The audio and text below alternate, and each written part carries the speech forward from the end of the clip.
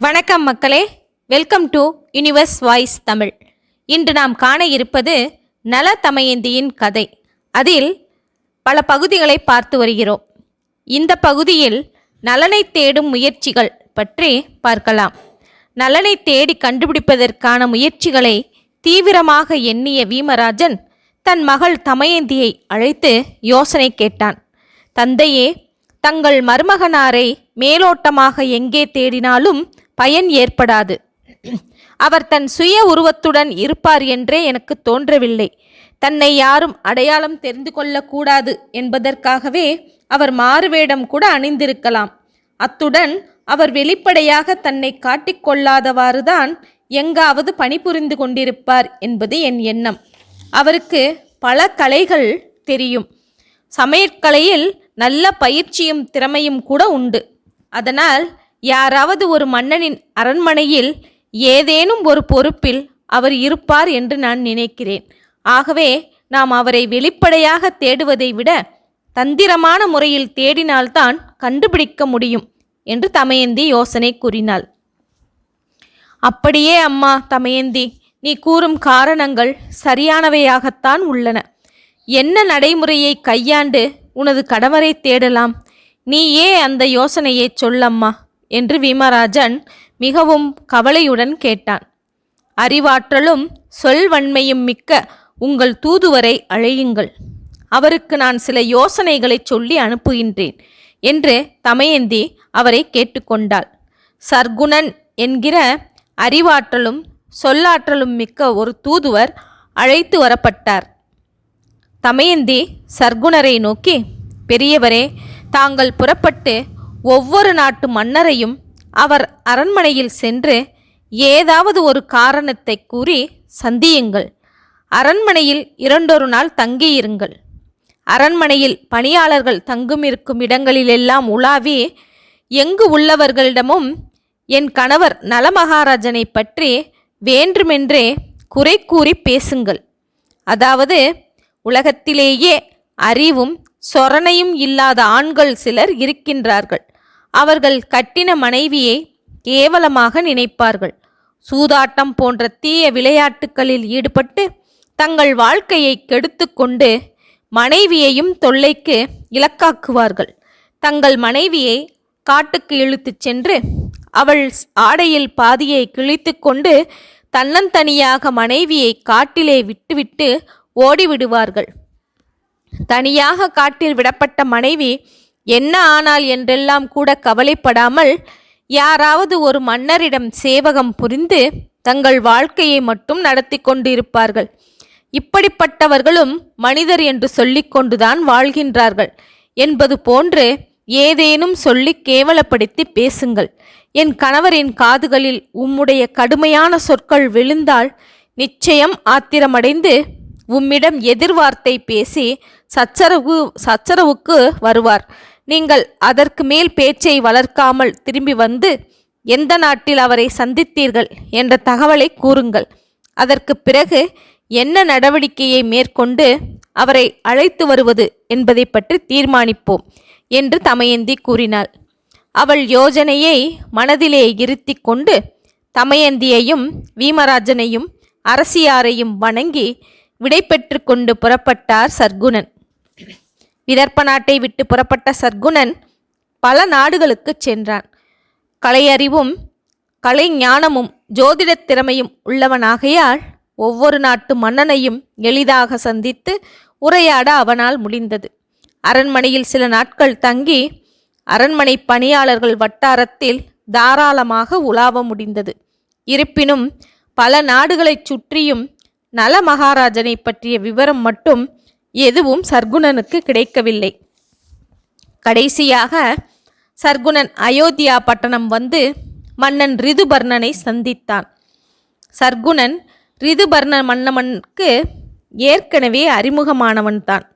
எனவே மன்னன் அவனை அன்று இரவு தம்முடன் தங்கியிருந்து உணவு உண்ண வேண்டும் என்று கேட்டுக்கொண்டான். இரவு உணவு உண்ணும் சமயம் பணிப்பெண்கள் உணவு பரிமாறினார்கள். நலன் அங்கே தலைமை சமையல்காரனாக இருந்ததால் பரிமாறுவதில் பணிப்பெண்களுக்கு உதவி செய்து கொண்டு இருந்தான். சர்க்குணன் மாற்று உருவத்தில் இருந்த நலனை கவனித்தான். நலன் எங்காவது ஒரு மன்னரிடம் சமையற்காரனாக கூட இருந்து பணியாற்றக்கூடும் என்று தமயந்தி ஏற்கனவே கூறியிருந்ததால் அந்த சமையல்காரன் ஒருவேளை நல மகாராஜனாக கூட இருக்கக்கூடும் என்று யூகித்து கொண்டான். உடனே யாருடைய பெயரையும் குறிப்பிடாமல் தமயந்தி தன்னிடம் கூறிய விஷயங்களை எல்லாம் பொதுவாக பேசுவது போல் ரிதுபர்ணனிடம் பேசத் தொடங்கினான். தான் பேசுவதை கேட்டு சமையல்காரனின் முகத்திலே வேதனையும் துயரமும் கோபமும் படர்வதை அவ்வப்போது கண்டு சர்க்குணன் மனதிற்குள் சந்தோஷப்பட்டு கொண்டான். உணவுண்டு முடிந்ததும் தான் இரவு உறங்குவதற்காக ஒதுக்கிவிடப்பட்ட அறையில் தனியாக வந்து அமர்ந்தான். அப்போது நலன் தயங்கி தயங்கி அறைக்குள் வந்து நின்றான். சமையல்காரன் உருவத்தில் இருந்தாலும் தன் நிற்பது நலமகாராஜன் தான் என்பதை ஓரளவுக்கு யூகித்து உணர்ந்திருந்ததால் சர்க்குணன் தன்னையும் அறியாமல் மரியாதையுடன் எழுந்து நின்றான். நலன் அவனை நோக்கி, ஐயா, தாங்கள் யார் என்றும் எங்கிருந்து வந்திருக்கிறீர்கள் என்றும் நான் அறியவில்லை. ஆனால் தாங்கள் மன்னருடன் உணவருந்திய போது பேசிய சில செய்திகள் நலனை குறிப்பிடுபவை என்று அறிந்தேன். நலமகாராஜனை பற்றி எனக்கு கொஞ்சம் தெரியுமாதலால் சில விஷயங்களை தங்களிடம் சொல்லலாம் என்று நினைக்கின்றேன். தாங்கள் நினைப்பது போல் நலன் அவ்வளவு கெட்டவனோ ஈனபுத்தி படைத்தவனோ அல்ல. விதிவசத்தால் அவன் புஷ்கரனுடன் சூதாடி நாட்டை தோற்றுவிட்டான். சரியான செயல் அல்லதான். அதற்காக நலன் அடைந்த மனவேதனை கொஞ்ச நஞ்சமல்ல. மனைவி மீது நலனுக்கு அன்போ பாசமோ இல்லை என்பது சொல்வது வீணான குற்றச்சாட்டு.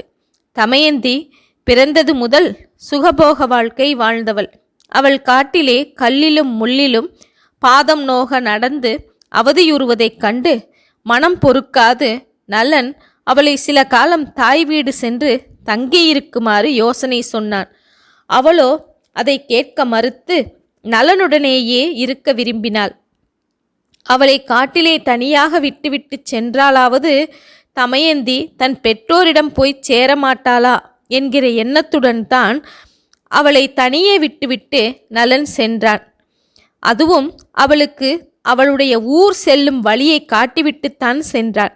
ஆகவே நலனுக்கு தமயந்தி மீது எந்தவிதமான வெறுப்போ அன்பு குறைவோ கிடையாது என்பதை நான் நன்கு அறிவேன் என்று கூறி முடித்தார். சர்க்குணன் மகிழ்ச்சியுடன் மனதிற்குள் சிரித்து கொண்டே, அப்படியா, ஏதோ என் காதுகளுக்கு எட்டிய செய்திகளை வைத்து தவறாக பேசிவிட்டேன் போலும். இப்போதுதான் எனக்கு முழு விவரங்களும் தெரிந்தன. இனி இந்த மாதிரியெல்லாம் பேச மாட்டேன் என்று கூறினான். மறுநாளே சர்க்குணன் விதர்ப்ப நாட்டை அடைந்தான். தமயந்தியை சந்தித்து அயோத்தி பட்டினத்தில் நலனை சமையல்காரன் தோற்றத்தில் கண்ட செய்தியை எடுத்துரைத்தான்.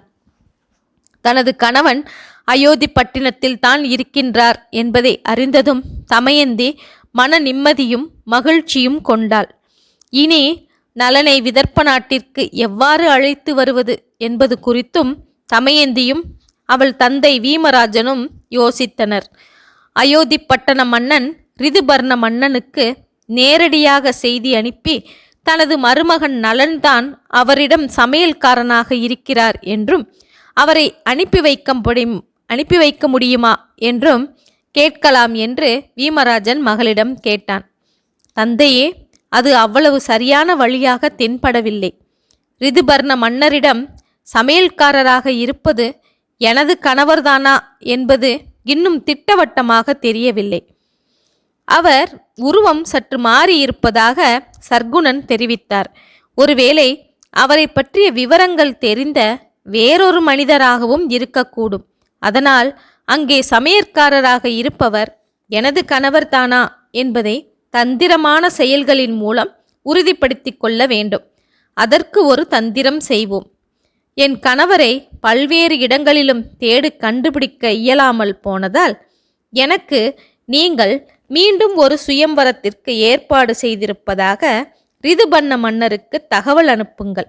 அந்த செய்தியினால் ஏற்படும் விளைவை பிறகு பார்ப்போம் என்று கூறினாள் தமயந்தி. தமயந்தியின் யோசனையை வீமராஜன் உடனே செயல்படுத்தினார். தமயந்திக்கு மீண்டும் சுயம்பரம் நடத்த இருப்பதாக ரிதுபர்ண மன்னனுக்கு மட்டும் ஒரு தூதுவன் மூலம் ஓலை மூலம் செய்தி அனுப்பினான். இங்கனம் தமயந்தியின் யோசனையை செயல்படுத்திய தந்தையின் ஓலை ரிதுபர்ணனுக்கு சென்று அடைந்தது. ஓகே மக்களே, இதுவரை நாம் நலதமயந்தியின் கதையை கேட்டோம் அல்லவா? இதன் தொடர்ச்சியை அடுத்த காணொளியில் காணலாம். இதுவரை எனது யுனிவர்ஸ் வாய்ஸ் தமிழ் சேனலை சப்ஸ்கிரைப் செய்யாதவர்கள் சப்ஸ்கிரைப் செய்து கொள்ளுங்கள், ஷேர் செய்யுங்கள், மறக்காமல் லைக் செய்யுங்கள். ஓகே மக்களே, நன்றி, வணக்கம்.